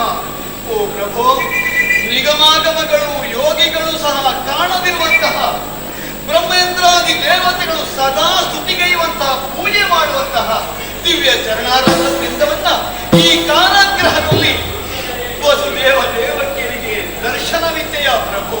ಓ ಲೋಕೋದ್ಧಾರಕ, ಧರ್ಮೋದ್ಧಾರಕ, ಭೀತರಾಗಿದ್ದೇವೆ. ದುಷ್ಟ ಕೂಟ ನಮ್ಮನ್ನು ಸದಾ ಹಿಂಸಿಸ್ತಾ ಇದೆ. ಪ್ರಭು, ನಮ್ಮನ್ನು ಇದರಿಂದ ಮುಕ್ತಗೊಳಿಸು, ನಮ್ಮನ್ನು ಉದ್ಧಾರ ಮಾಡು. ಜಯ ಜಯ ಜಯ ಜಯ ಕೃಷ್ಣ ಹರೇ.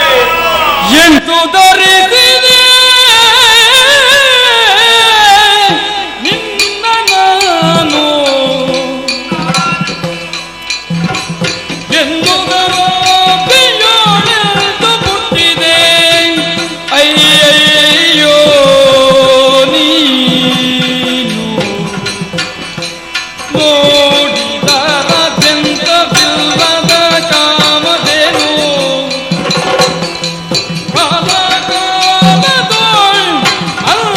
ಅಂತರಂಗದಲ್ಲಿ ಚಿಂತಿಪ ಭಕ್ತರ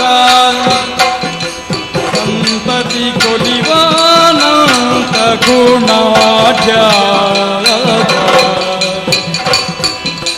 ಕೃಷ್ಣ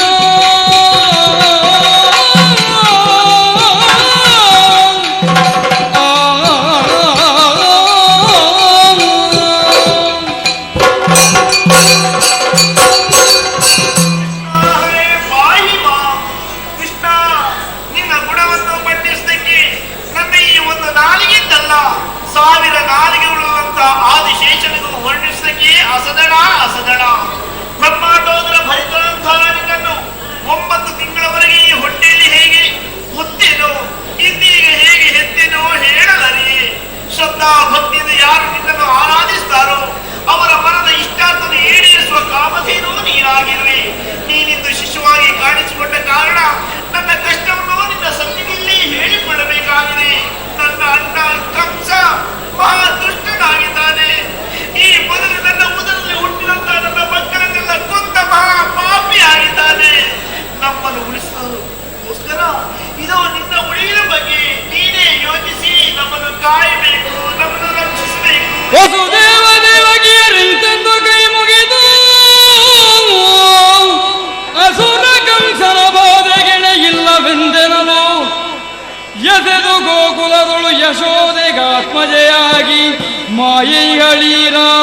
ದಾರಿಯೇ ಕೊದರುಗೊಳ್ಳಲೆಲ್ಲ ಕೊಂಡಲ್ಲಿರಿಸಿ ತರುತ್ತಲ ಶಿಶುವ ಕಂಸಂಗೆ ಕೊಡಿರೆನಲು ಹುಟ್ಟದೋತ್ರವನು ಮುಸುಕಿಡಲು ಆ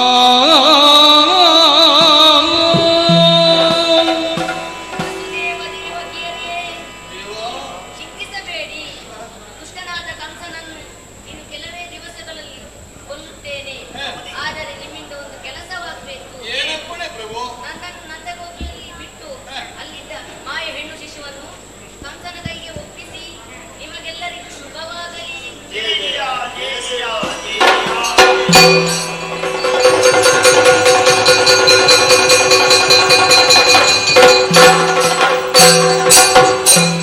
ಸ್ತೋತ್ರವನ್ನೇ ಮಗುವಿಗೆ ಹಾಕಿದಾಗ ಅದು ಅಷ್ಟಭುಜಗಳು ಇಲ್ಲ, ಸಾಮಾನ್ಯ ಶಿಶುವಿನಂತೆ ಮಗು ರಾರಾಜಿಸ್ತಾನೆ.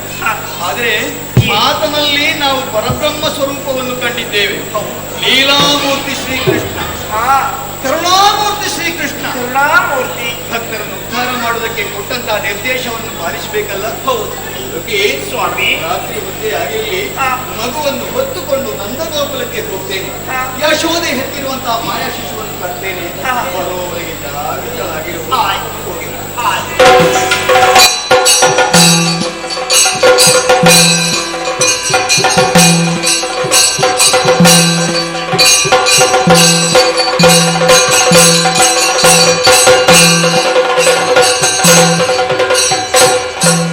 ಆರೆಂಬ ಕತ್ತಲೆ ಕವಿಯಲು ದಶ ದಿಕ್ಕು ಕೋರೆಂದು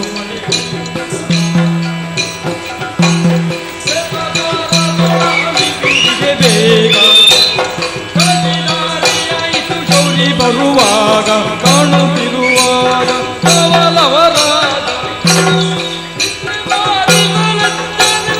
ಯೋಗ ಮಹಿಮೆಯಿಂದಲಿ ಬೇಗ ಆಲಿತು ಮಾತನಾಲಿತು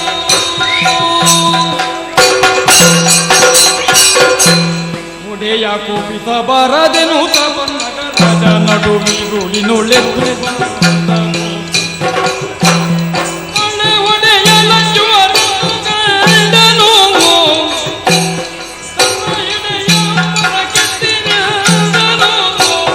ಮಾಣಿಕ್ಯಗಳು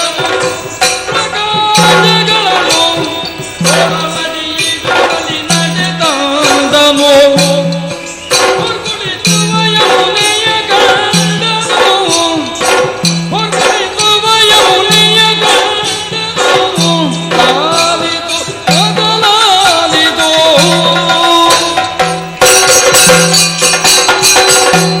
ದೇಹನುಲಿದರೆ ಕೊರಡುಕೊನರುವುದು. ಈ ಮಾತು ಸತ್ಯವಾಗಿ ಈಗ ನನಗೆ ಅನುಭವವೇದ್ಯವಾಯಿತು. ಕಾರ್ಗತ್ತಲೆ ಕವಿದಿತ್ತು, ಓರ್ಪರೆಯುವ ಮಳೆ ಯಾವ ರೀತಿಯಲ್ಲಿ ಹೋಗ್ಲಿ, ನನ್ನ ಮೇಲೆ ಅಥವಾ ಈ ಮುತ್ತು ಕಂದನಿಗೆ ಯಾವುದೇ ರೀತಿಯ ಮಳೆ ಹಾನಿ ಬೀಳಲಿಲ್ಲ. ಕಾರ್ಗತ್ತಲಿಂದ ನನಗೆ ಅಪಾಯ ಸಂಭವಿಸಲಿಲ್ಲ. ಬೆಳಕು ಇದೆ. ಪನ್ನಗರಾಜ ಎದ್ದು ಬಂದಿದ್ದಾನೆ. ಈತ ನಾನು ಹೊತ್ತುಕೊಂಡಿದ್ರು ಇವನು ಪನ್ನಗ ಶೇನನಲ್ವೇ, ಲೋಕವನ್ನೇ ಹೊರುವ ದೇವರು. ಮುಂದೇನು ಮಾಡಲಿ? ನಂದಗೋಕುಲಕ್ಕೆ ಅಡ್ಡವಾಗಿ ಹೊಳೆ ಹರಿತಾ ಇದೆಯಲ್ಲ ಯಮುನಾ. ಪ್ರವಾಹ ತುಂಬಿ ಹರಿತಾ ಇತ್ತು. ನದಿಯ ದಂಡೆಗೆ ನಾವು ಕಾಲಿಟ್ಟದ್ದೇ ತಡ. ಏನು ವಿಚಿತ್ರ, ಪ್ರವಾಹ ಒಮ್ಮೆಗೆ ಬತ್ತಿ ಹೋಯಿತು ಅಂತ ನಾನು ಭ್ರಮಿಸಿದೆ. ನೀರಿಲ್ಲ, ಹೊಯ್ಗೆಯೇ ಇದೆ. ದಾಟಿ ನಂದಗೋಕುಲದ ಅರಮನೆ ಸೇರ್ತೇನೆ.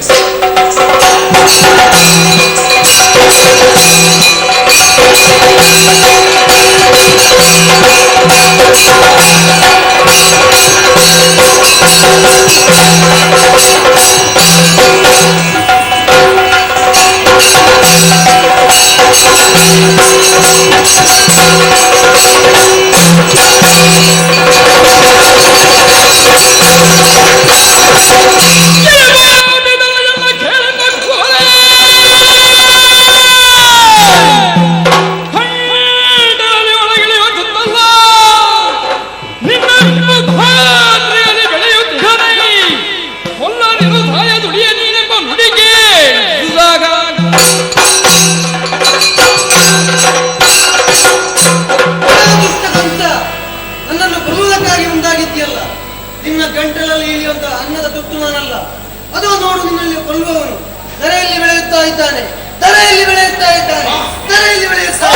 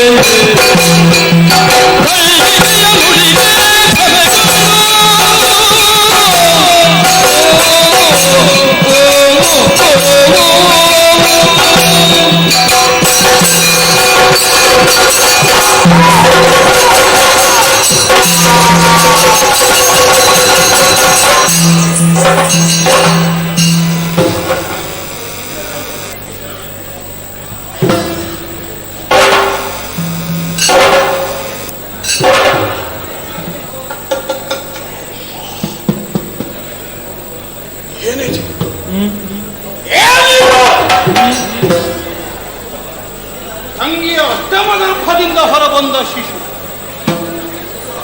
ಹೆಣ್ಣು ಶಿಶು ಅನ್ನುವಂತಹ ಉದ್ದೇಶದಿಂದ ವಿರೋಧಿಯ ನಾಶವೇ ಮುಖ್ಯ ಅನ್ನುವ ಕಾರಣಕ್ಕಾಗಿ ಆಕೆಯ ಶಿಕ್ಷೆಗೆ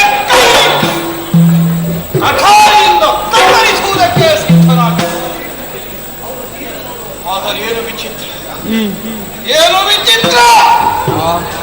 ಶಿಖೆಯಲ್ಲಿ ಹಿಡಿದೆತ್ತಿದಂತಹ ಶಿಶು ನನ್ನ ಎದೆಗೆ ಒದ್ದು ಆಕಾಶವನ್ನೇರಿದ್ದರು. ಆಡಿದಂತಹ ನುಡಿಯೇನು ನನ್ನ ಈ ತನಕದ ಪ್ರಯತ್ನವೆಲ್ಲವೂ ನೀರ ಮೇಲಿನ ಹೋಮದಂತೆ ನಿಷ್ಪ್ರಯೋಜಕವಾಗಿ ಹೋಯಿತು. ನನ್ನ ವಿರೋಧಿ ಈ ಭೂಮಿಯೆಲ್ಲ ಹುಟ್ಟಿ ಬೆಳೆಯುತ್ತಿದ್ದ.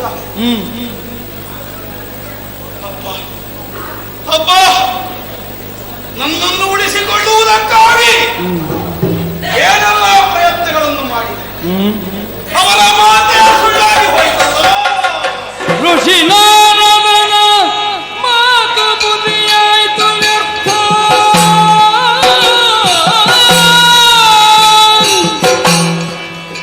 ಋಷಿ ನಾರದನ ಮಾತು ಬುದ್ಧಿಯಾಯಿತು ವ್ಯರ್ಥ.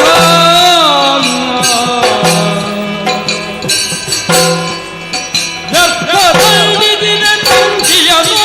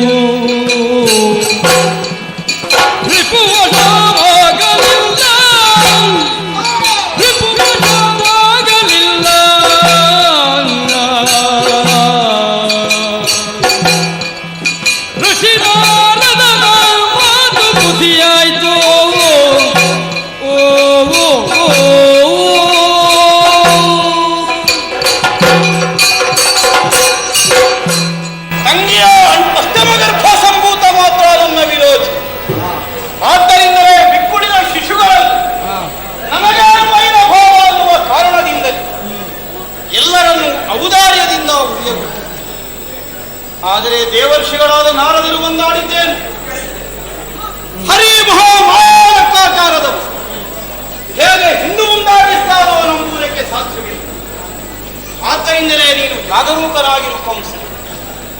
ನಾರದರ ಮಾತನ್ನು ದಿಟವೆಂದು ನಂಬಿ ವಿನಾಕಾರಣವಾಗಿ 6 ಶಿಶುಗಳನ್ನು ನಾನು ಕೈಯಾರೆ ಕೊಂದೆ. ಶಿಶು ಹತ್ಯೆ ಪಾತಕಕ್ಕೆ ವಿನಾಕಾರಣ ಒಳಗಾದ. ಅಣ್ಣನಲ್ಲೇ ತಂದೆಯನ್ನು ಕಂಡುಕೊಂಡು ಬದುಕುತ್ತಿದ್ದಂತಹ ತಂಗಿ ದೇವಕಿಯನ್ನು ವಿನಾಕಾರಣವಾಗಿ ದಂಡಿಸಿ ಎಲ್ಲವೂ ನಿಷ್ಪ್ರಯೋಜಕ. ಎಲ್ಲವೂ ನಿಷ್ಪ್ರಯೋಜಕ. ನನ್ನ ವಿರೋಧಿ, ನನ್ನ ಮೃತ್ಯು ನನ್ನನ್ನು ಕಬಳಿಸುವುದಕ್ಕಾಗಿ ಬಾಯಿ ತೆರೆದು ಹೊಂಚು ಹಾಕಿ ಕುಳಿತಿದೆ ಅನ್ನೋದು ಸ್ಪಷ್ಟ. ಸಾವಿನ ಹೆಡೆಯ ನೆರಳಿನಲ್ಲಿ ತರ್ಪಗೊಳ್ಳುತ್ತಿರುವಂತಹ ಮಂಡೂಕನಂತೆ ನನ್ನ ಸ್ಥಿತಿಯಾಗಿ ಹೋಯಿತು. ಶಿವನೇ ಶಿವನೇ, ತಲೆ ಹಾಳ. ಏನು ಮಾಡೋಣ? ಯಾವುದು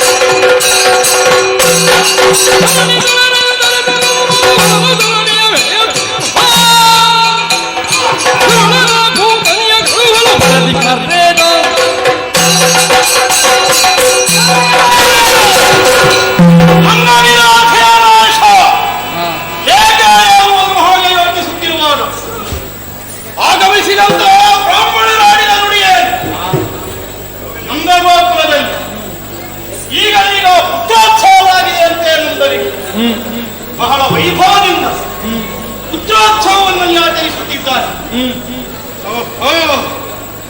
ಅವನೇ ನನ್ನ ವಿರೋಧಿಯಾಗಿರ ಕೂಡ ವಿರೋಧಿಯ ನಾಶ ಆಗಬೇಕು.